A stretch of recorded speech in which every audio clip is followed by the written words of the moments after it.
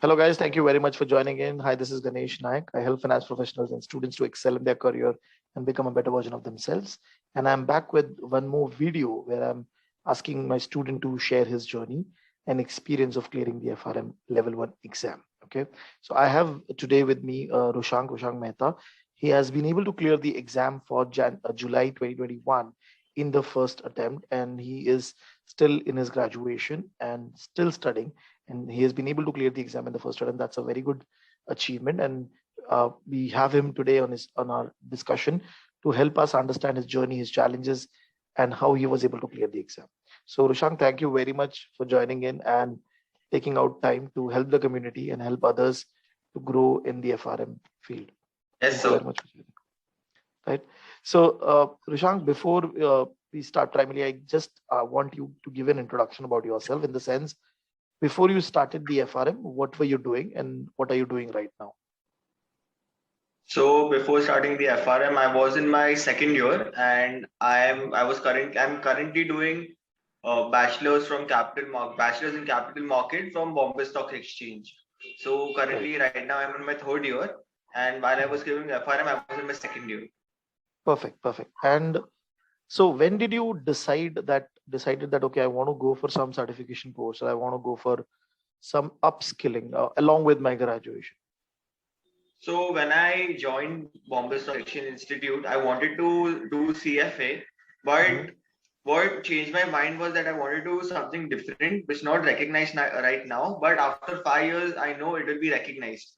So Hmm. I wanted to do FRM because it's not recognized in India, but it's an upcoming course all over the world. So Right. that's Okay. when I decided I wanted to do financial risk management. Okay. Perfect. And when did you start your preparation? In which month you joined us?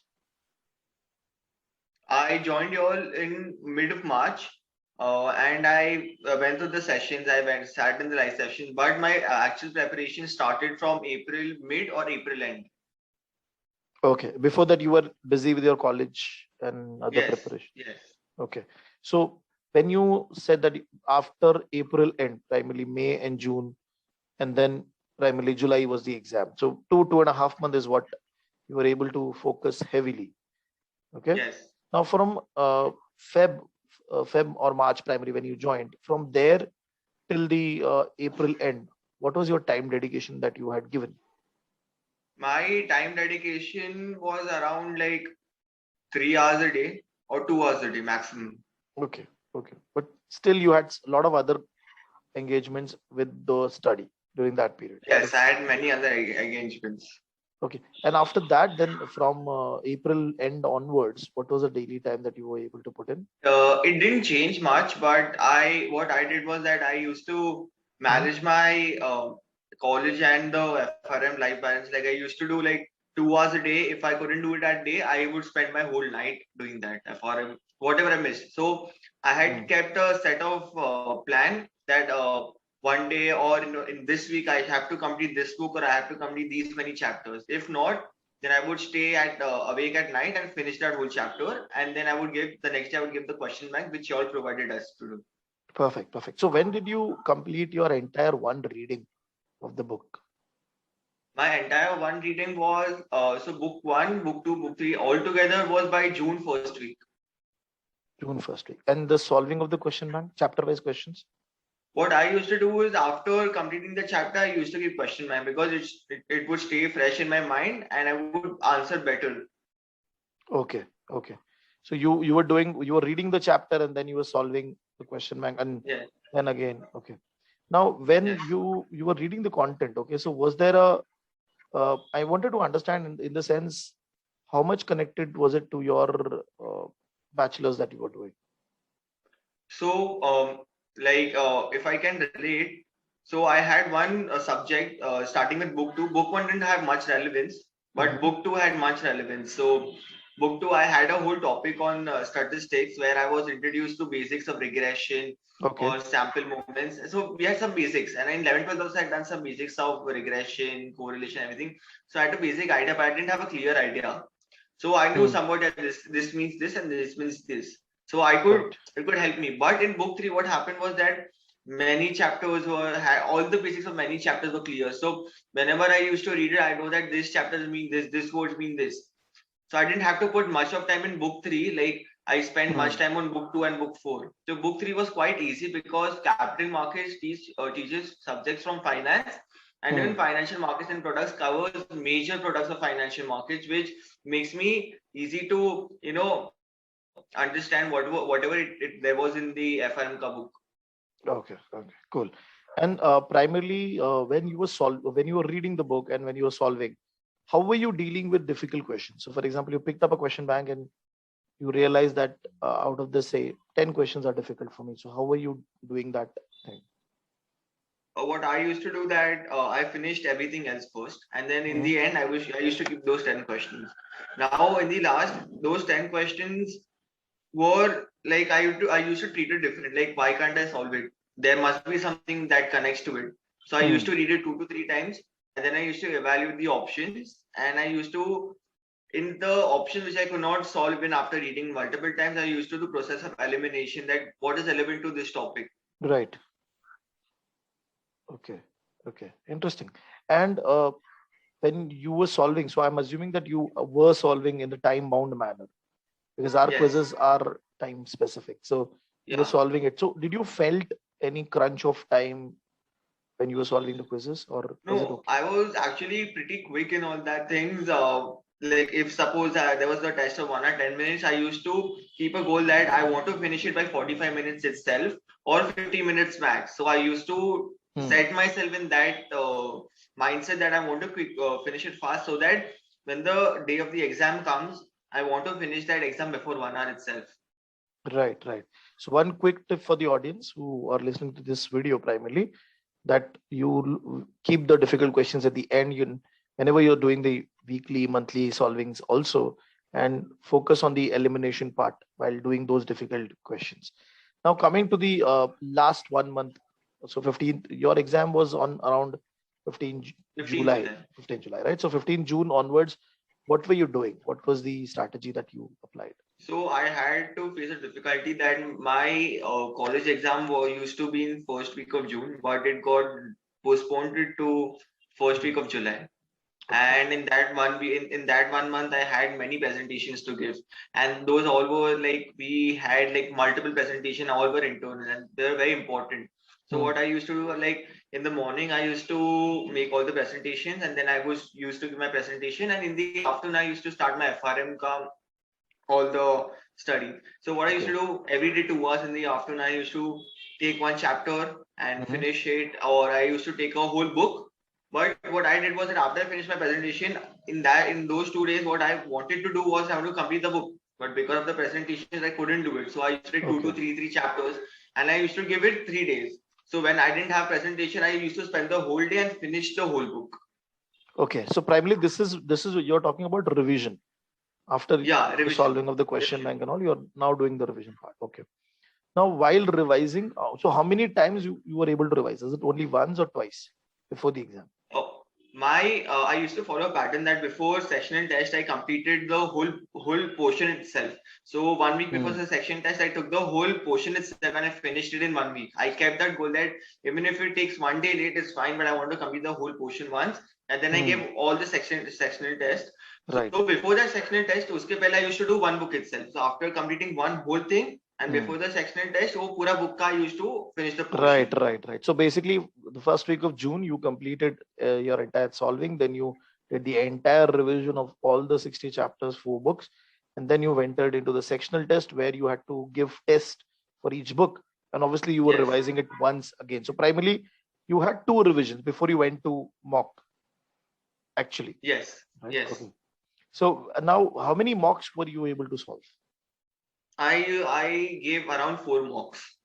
All 4 the mocks which were provided by us, or was it also inclusive of? Yeah, all 4 mocks which are provided by you, and the other mocks, like if you say GARP or FRM, I wouldn't count as me giving a mock, because what I used to do is that I used to take those set of questions and I used to do 10 or 20 questions, and then I used to check my answer. Because I didn't have that much time because I had my exams also. So what I did then, every night I sat, I gave my 20 questions, or 60 questions, whatever I used to do in that time frame, and then I used to check the answers side by side after Okay. solving all the questions together. Okay. Got it. Got it. Got it. Now, what happened on the day of the exam, the 4 hours of the exam?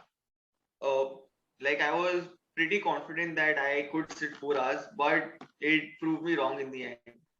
Okay. Because what happened was that when I was solving your test, I was like, yeah, I could do it, I could do it. But the anxiety and the nervousness while you give the exam completely kills your mindset and your confidence. But then also you have a little bit confidence that when you see some easy question or you see some question you can solve, it builds up your confidence slowly, slowly, slowly. But building up that confidence also at the same side, you have big, big questions and useless information in the start.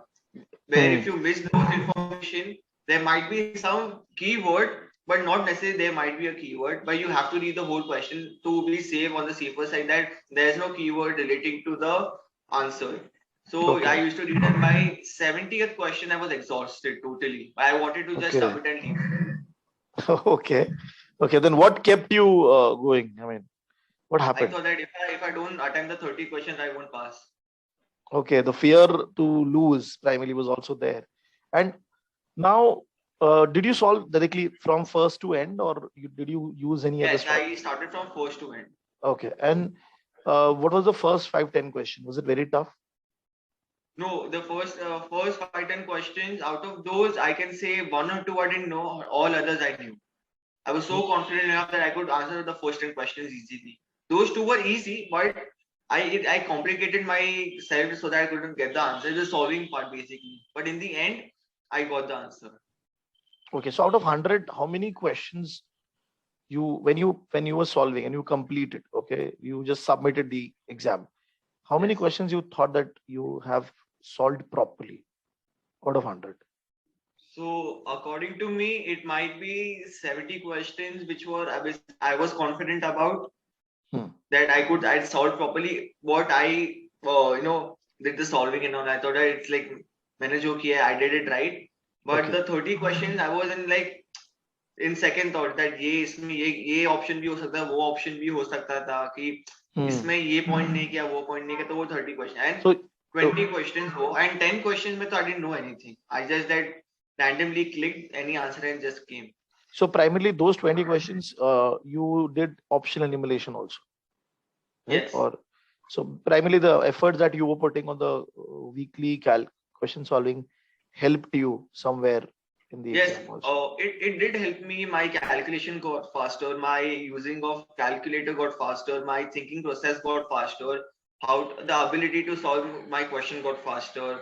How to assess those points got Right. faster. So one thing I would tell other people was that if you solve continuously tests, even if you've done the portion once, just keep on solving the test and just keep on seeing the answer.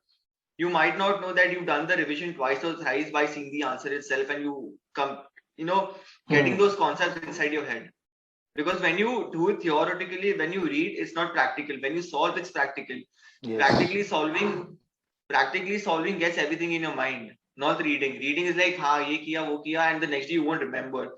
But Right. the next day, if you give the test and you get the answer, ha, ye to yahi tha. So the next time you remember कि हाँ ये जो मैंने ये गलत किया था उसका आंसर यही आना चाहिए था, तो anything related to that you would answer the same thing and you would get it right. Right. So primarily, what Roshang is primarily focusing on is that when you read the content, you might feel that I know the concept, but it is basically when you solve the questions, you will actually understand the impact of your reading, and that is how you can clear these exams. The more and more questions that you solve, exhaustive question solving, helps you to build up the concept. Now, when you completed the exam, what was the score that you saw? I got 50 to 100 and then I just called you that will I pass or not. And we had a discussion, and I know I was also not very confident initially because I saw that a lot of people, because there were obviously 10 days exam left, but 52 was slightly lower. That was there. But now Yes. looking at the result, that we see that almost above 50, everybody almost got the result good. So that was wonderful. I mean, you got a very good response in terms of the answer for the exam.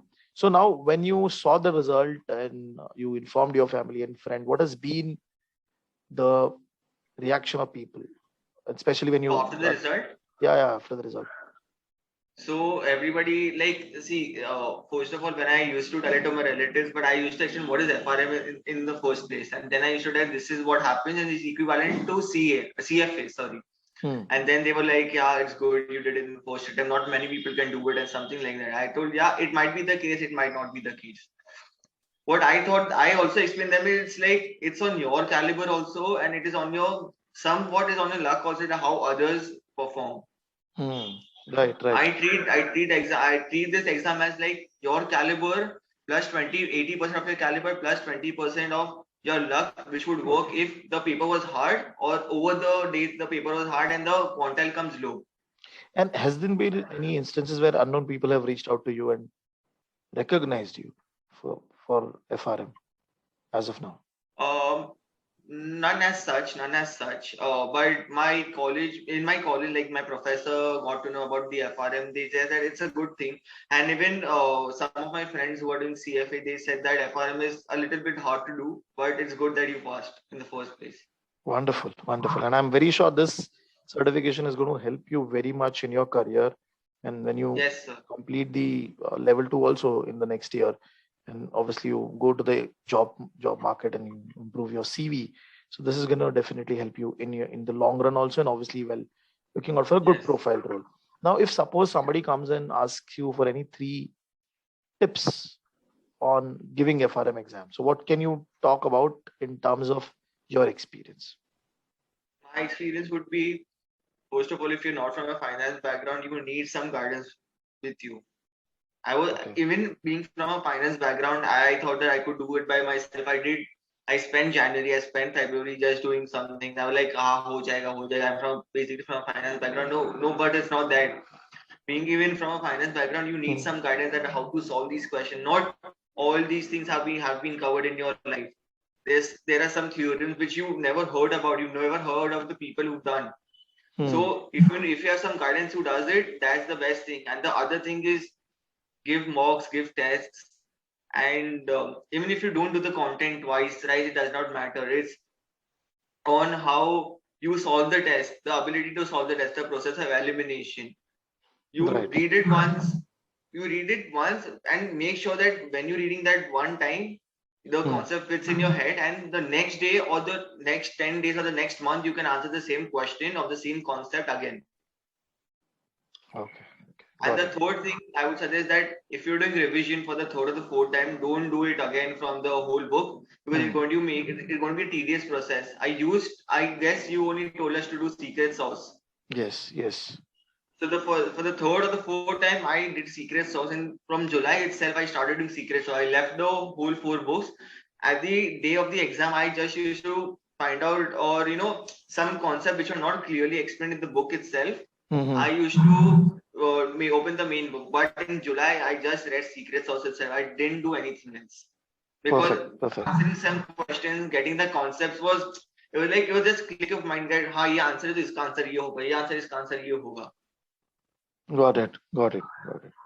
Great. I mean, wonderful. I mean, all of this tips and your experience of being from the college background and clearing the exam is definitely going to help the audience that how people are actually being able to clear. And I hope this video is going to motivate people from the college sections, and also obviously from the working professional, to go for this exam as soon as possible and clear it. It's not difficult. And also one more last question which I wanted to ask: did you solve BT questions, binary turtle questions? No.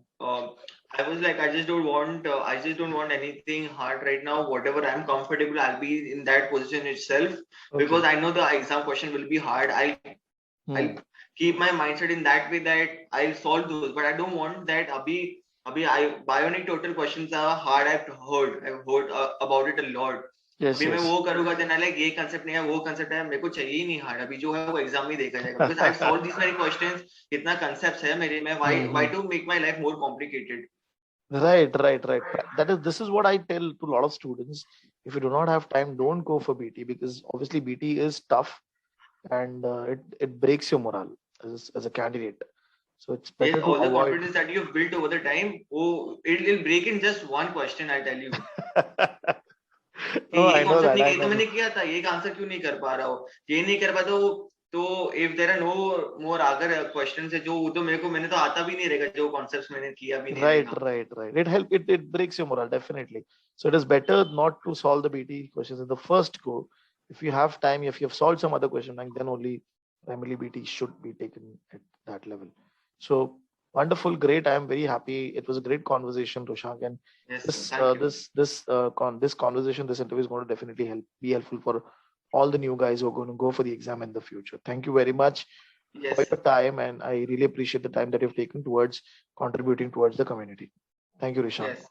Bye. Yes.